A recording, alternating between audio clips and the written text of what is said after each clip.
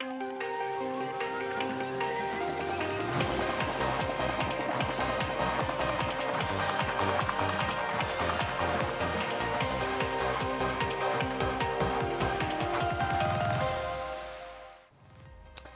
long overs for the Rajasthan Royals come to an end. 115 for 9 is what they've managed. It's the lowest score for a team that's won the toss and chosen to bat first this IPL.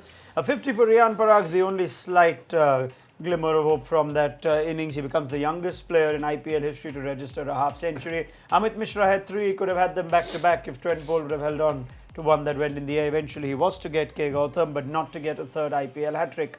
It's only 116 that Delhi need to make a strong case to secure a top 2 spot on ESPN Cricket for Matchday T20. Daniel Vittorio along with Ajit Agarkar, and it doesn't sound like that decision to bat first has gone well so far, Ajit. No, I mean, clearly not. Obviously a poor batting effort. I mean, once Ajinkya scooped that one in the air and Samson's run out, they just didn't have enough to. I should have assessed the conditions a bit better. I think was obviously doesn't look like a 180 pitch. Somehow try and get to a 140, 145, maybe 150 and try and make a match of it. Some pretty average batting. No, Delhi didn't have to do too much and just very comfortable sort of bowling. 20 overs of bowling for Delhi. Rajasthan made it very easy. All right, now I'm going to ask Dan to actually speed things up. He just takes his time with his slow left arm orthodox analysis. And therefore I'm going to give you 1 minute, Daniel, to sum up this. If you were the Delhi coach right now, if you were the Rajasthan coach right now and these boys came in, you want to have a quick word with them as to what sort of batting performance that was. I'm going to give you exactly 1 minute and I'm going to make sure that my Google Assistant gets the 1 minute right. So, okay, Google, set a timer for 1 minute. And off you go 1 now, minute Daniel. Starting now. What would you tell them? What would you tell these I think I'd wait till after the match. I think they're in a low enough space as it is. That's a really tough batting performance. And to Ajit's point around winning the toss and batting on a wicket that you don't know what the score is, it makes it tricky. So I think the conversations to the batting group would be, first of all, what was the pitch like? What can we do in the second innings to make it work for ourselves? What sort of balls were hard to face? What areas were hard to face? Is there anything we learnt from our incredibly poor batting display that we can take into our bowling display? What did Trent Bolt do well? What did Ishant Sharma do well? And in particular, how did the spinners bowl that made it tricky? So the halftime talk is about learning for the next experience. The post-match talk is about debriefing what went on, what went wrong, and how we did it. And I mean, it's the last game. Could be the last game of the season for them. So they might skip that post-match conference and they can move on and get their flights home. Maybe it'll just be a 1 minute goodbye from the coach. Yeah. If he's never to return. Well, exactly. He might be getting his own debrief. Okay, Google. Thank you very much. All right. Let's keep this conversation going. And I know there'll be a few questions that will be asked. It's also a reflection of where the two teams are as well. I mean, Steve Smith's a big miss. Jofra Archer, obviously.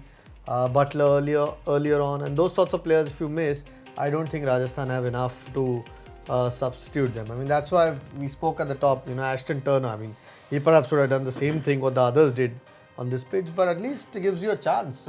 International at the moment, doing well for Australia, doing well in other T20 leagues. Yeah, admittedly had some tough times, but those decisions need to be made in these sorts of games. I can't imagine that was the team they thought they'd be playing in the final game of the season when the season started. I know they were going to lose players, but that's a vastly different team to what Rajasthan predicted. What explains continuous errors in decision making through the course of a season, and Rajasthan are guilty of them more often than not?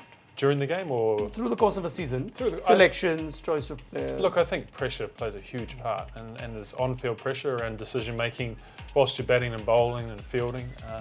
It's hard to articulate what you're going through in those moments, in those one balls where you make a mistake and you walk off the field and go, well, why did I do that? I know that was wrong. But that's what pressure does. It affects decision making, and more often than not, that's the reasons for poor decisions. And then you have the off-field pressure around whether it's from owners or management, fans, everything that comes on within the group. So I think the team experiences that off-field pressure, and then the individual does, whether they're checking their social media and things like that. I think they feel that pressure. Only aggravated for them. Only aggravated. All right. Fine innings from Riyan Parag, though, says Suman Khanal, which at least saved the noses to some degree. Youngster Parag is slowly establishing himself as a good batsman, says Ayush Dangana. Seen like what you've seen of Riyan Parag so far this Yeah, season? temperamentally really good. I mean, obviously has the technique or the shots to go with it, but temperamentally for a young player as 17 to come and play on this big stage and couple of innings now, important sort of innings. I mean, today's may not turn out to be too important, but in the context of the game where they ended 116, that 50 has made it look a little bit respectable. So that only positive for Rajasthan really in this innings. That's something that they've got. I mean, whoever the scout is or whoever the coaches are have spotted a real talent which can serve them forward. A lot of maturity for 17 to play that style of game. I think everyone sees him as an aggressive player and he can come in and play that role, but to step back, see everything that's going around him, survive a hat trick at the other end, and then be able to continue batting, and then hit out at the end as well. He's given them a slight chance because of the way he's played. Yeah. At 17 years, he's become the youngest player to score a half century in the IPL. So well done, Riyan Parag. And he does look 17, doesn't he? He looks like a young, chubby kid who's got a bit of others who swag. don't, you mean? Shahid Afridi was officially put to rest anything that could get me into I'm sure he'll be happy with that feedback. A young chubby kid. Young chubby kid. He could be Virat Kohli, who was a young chubby kid himself. And then I'd love to see what Riyan Parag looks like in say 7-8 years now, probably chiseled with a beard and whatnot. But anyway, more on that to come. He might have more to do, Riyan Parag, with the ball. But maybe just compare someone like Riyan Parag to the rest of the teams. K. Gautam came in today and almost made it his mission statement to give Amit Mishra a hat-trick. But for Trent Bolt, it wouldn't have happened. But again, this is a guy who's been around a few years. He's 30 now, so he's been around a while. He's got for big money. Will they now need to look at some serious overall structural changes in the team? But you've got to look at what is available as well. That's the tough part. I mean, and whether you get those players that you need in the auction.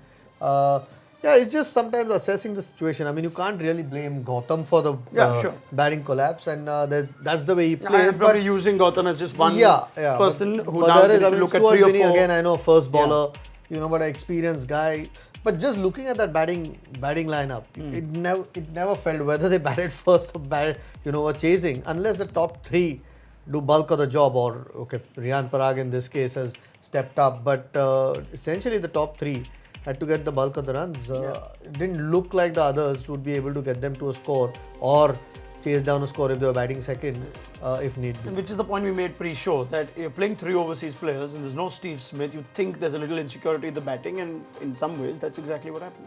Absolutely, and to Ajit's point that he's made a number of times around how the wicket at Kotla plays, conditions, and also such an important game where not necessarily run rate, but to actually know what's in front of you.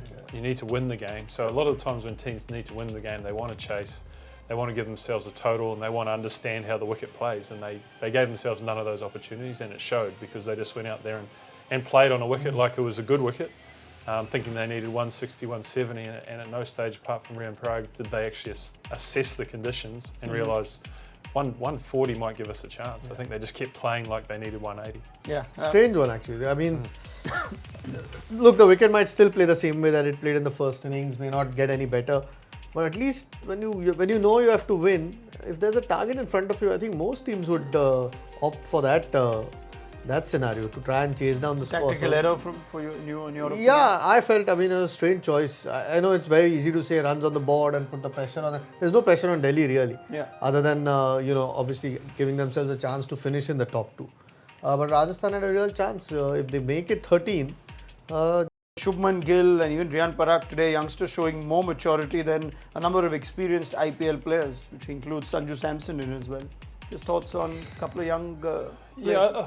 I think once again Shubman Gill's been allowed to play around and complement the likes of Chris Lynn and Robin Uthappa and Andre Russell. So I think they've put him in the right situation. And Riyan Parag, even today, batting at 6, he got the chance to have a look back. So I think there is sometimes when even things are going wrong, you give credit to management around putting young players in positions they can be successful. Sometimes we ask too much of them when they've had 1 or 2 good stints, but I think today, and Shubman Gill as well, putting him up to open has been the difference maker for him, and Riyan Parag down the order is the same. Very well, 116 to get.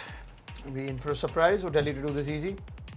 Yeah, should do. I mean, we'll have to wait and see if the conditions get worse. You did predict that it could get better to bat. It's Pitch known could to. I settle mean, I down. don't think it'll get any worse. And Yeah. then when you don't have scoreboard pressure, or what, you've got to get less than 6 runs and over, the Liv will have to really mess it up to lose from it. Dan?